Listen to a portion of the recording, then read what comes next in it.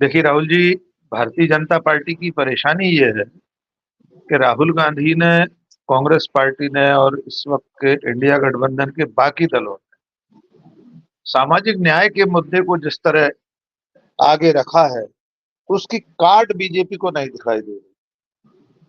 उनकी जो हिंदू मुस्लिम राजनीति है वो इसके सामने टिक नहीं पा रही, क्योंकि स्वाभाविक तौर पर देश की जो ज्यादा बड़ी आबादी है, जिसकी संख्या सबसे ज्यादा है, जो नारा है जिसकी जितनी संख्या भारी उतनी उसकी हिस्सेदारी, ये नारा कारगर साबित होता हुआ दिखाई दे रहा है। भारतीय जनता पार्टी की मजबूरी ये है कि वो अगर इस मुद्दे पर कांग्रेस के साथ कदम ताल करती दिखाई देती है, उसके इस विचार, इस प्रस्ताव का समर्थन करती दिखाई देती है, तो उसका जो एक सेट एकदम फिक्स जो तबका है समर्थकों का, वो है सवर्ण मध्यम वर्गीय समाज।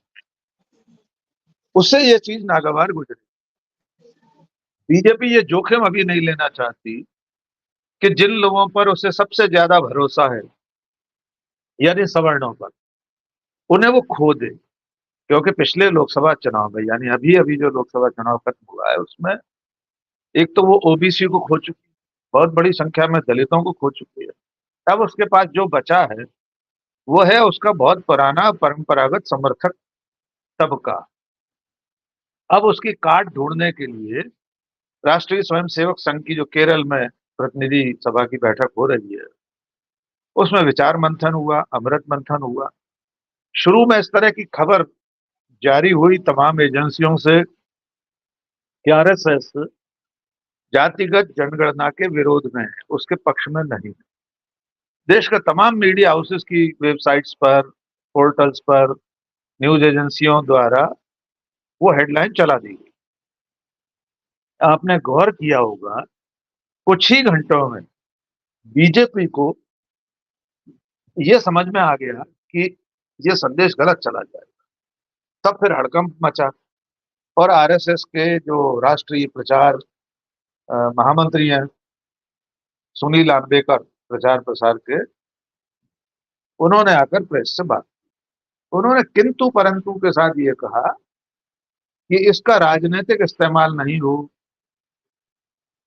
इसका वोट बटोरने के लिए प्रयोग न हो, तो फिर जातिगत जनगणना कराई जानी चाहिए। यानी अंततः आरएसएस और बीजेपी को आज नहीं तो कल जातिगत जनगणना के इस प्रस्ताव को, इस विचार को स्वीकार करना पड़ेगा। फेस सेविंग के लिए वो कोई ना कोई बहाना ढूंढ रहे हैं। जैसे सुनील आम्बेकर ने कहा कि इसका राजनीतिक उपयोग ना हो। इस देश में कोई भी राजनीतिक दल या सरकार कोई भी काम करती है, कोई भी कदम उठाती है, उसका राजनीतिक इस्तेमाल तो होता ही है। देश के कानून में ये तो लिखा नहीं है कि आप कोई मांग उठाएं और वो पूरी होती हुई दिखाई दे और उसका फिर आप राजनीतिक इस्तेमाल ना करें। बीजेपी तो सेना का राजनीति में इस्तेमाल करती रही, शहीदों के नाम पर वोट मांगती रही।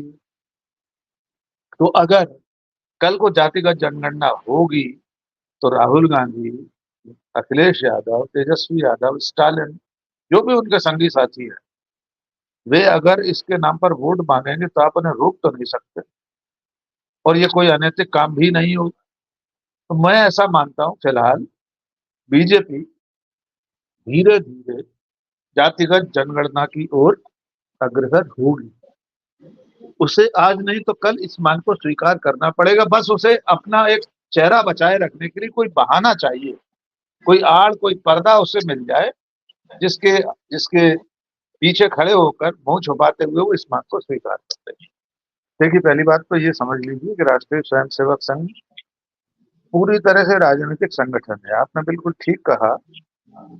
एक व्यक्ति, एक पदाधिकारी संघ से आता है डेपुटेशन पर, वो संगठन महामंत्री होता है। स्थानीय इकाइयों से लेकर राष्ट्रीय इकाई तक, प्रादेशिक इकाइयों से लेकर संभागीय इकाइयों तक, सब जगह जो संगठन महामंत्री का पद है वो संघ की ओर से प्रतिनियुक्ति पर बीजेपी में आए हुए व्यक्ति का होता है। इसके अलावा चुनाव में संघ के लोग, संघ के कार्यकर्ता, पूरा संघ का तंत्र, उसके आनुषंगिक संगठन, सब भारतीय जनता पार्टी के लिए काम करते हैं। और इसमें कोई, मैं बुरी बात नहीं मानता। पाखंड ये है कि संघ अपने आप को एक सामाजिक संगठन कहता है, गैर राजनीतिक संगठन कहता है, वो शुद्ध पाखंड है। देश अब ये समझ चुका है कि आरएसएस का राजनीति से सीधा वैसा ही वास्ता है जैसा तमाम राजनीतिक दलों का होता है। बस वो सीधे खुद चुनाव नहीं लड़ता, उसके लोग चुनाव नहीं लड़ते, लेकिन बीजेपी में जाकर वे सब चुनाव लड़ते। अब सवाल ये है कि राहुल गांधी जो कुछ कहे और कर रहे हैं, उसे कॉपी करना पड़ रहा है बीजेपी को, मोदी की सरकार को, एनडीए की सरकार। इस मुद्दे पर भी संघ ने अब इशारा कर दिया है कि वो सहमत है, जातिगत जनगणना करा लेनी चाहिए। बीजेपी की एक दिक्कत और है इस वक्त, संघ की स्वीकृति उसे मिल गई है, ठीक है, लेकिन उसके जो दो सबसे बड़े सहयोगी हैं, उनमें से एक नीतीश कुमार और उनकी पार्टी, तो वो पार्टी है जिसने इस देश में सबसे पहले जातिगत जनगणना के आंकड़े जारी किए थे। बिहार में जब नीतीश कुमार दूसरे लोगों के साथ सरकार में थे, तेजस्वी और कांग्रेस के साथ, तो उन्होंने जातिगत जनगणना के आंकड़े सबसे पहले जारी किए। आज उनके भरोसे पर, उनके सहारे पर मोदी की सरकार बनी हुई है। जनता दल यूनाइटेड और नीतीश कुमार आज नहीं तो कल इस बात को फिर उठाएंगे। पहले भी वे कह चुके हैं जातिगत जनगणना होना चाहिए। नरेंद्र मोदी, नीतीश कुमार और चंद्रबाबू नायडू जैसे सहयोगियों की बातों को बहुत दिन तक टाले नहीं रह सकते। उन्हें एक न एक दिन उनकी बात माननी पड़ेगी, उनकी मजबूरी है, सरकार चलाना है तो मानना ही पड़ेगा। और इस मुद्दे पर क्योंकि पूरा देश एक दिशा में सोचना शुरू कर चुका है, कांग्रेस और इंडिया गठबंधन के लोग इसे बड़ा मुद्दा बना चुके हैं। राहुल गांधी कह चुके हैं मेरा मिशन है, राजनीति नहीं है, मेरे लिए मिशन है। हर मुद्दे पर जिस तरह की वे बातें करते हैं, कहाँ कहाँ नहीं है ओबीसी के लोग, कहाँ पिछड़े नहीं है, कहाँ आदिवासी नहीं है, कहाँ दलित नहीं है, मीडिया संस्थानों से लेकर हर जगह भी ये बात करते हैं।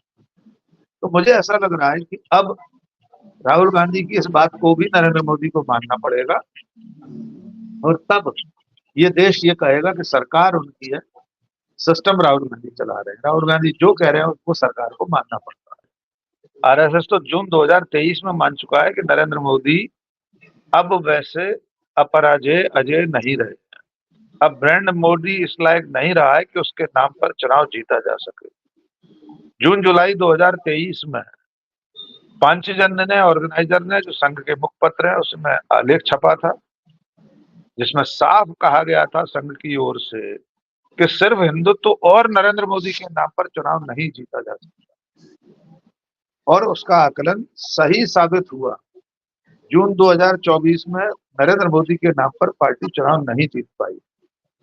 इसके उलट जो नुकसान हुआ वो नरेंद्र मोदी की वजह से हुआ है, उनके अहंकार की वजह से, उनके बड़बोलेपन की वजह से।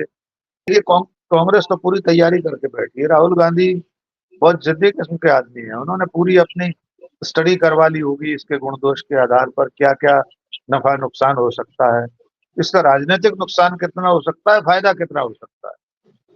कांग्रेस और राहुल गांधी बहुत अच्छी तरह जानते हैं कि समाज का जो सवर्ण, मध्यम वर्गीय और उच्च वर्गीय तबका है, वो वैसे भी कांग्रेस को वोट नहीं देता। राहुल गांधी उसके घाटे की शर्त पर, उस कीमत पर भी बाकी बचे हुए 85% वोटों के लिए अगर इस मुद्दे को बनाना चाहते हैं तो ये भी एक राजनीति है, इसका उन्होंने आकलन किया होगा।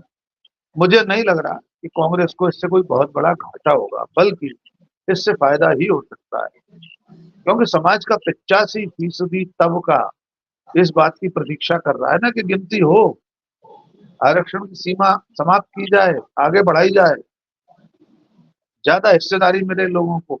तो कांग्रेस इससे घाटे में रहेगी मुझे नहीं लगता। बीजेपी जरूर ये कोशिश करेगी कि उसका अपना जो कोर वोट बैंक है उसके जरिए हल्ला मचा कर कि ये तो जाति की राजनीति है, ये तो समाज को बांटने का काम है, ऐसी बातें करके मुद्दे को भोतरा करने की कोशिश करेगी, कांग्रेस के खिलाफ ले जाने की कोशिश करेगी। अब ये जनता के ऊपर है, जनता किस रूप में लेती है, ये रहा।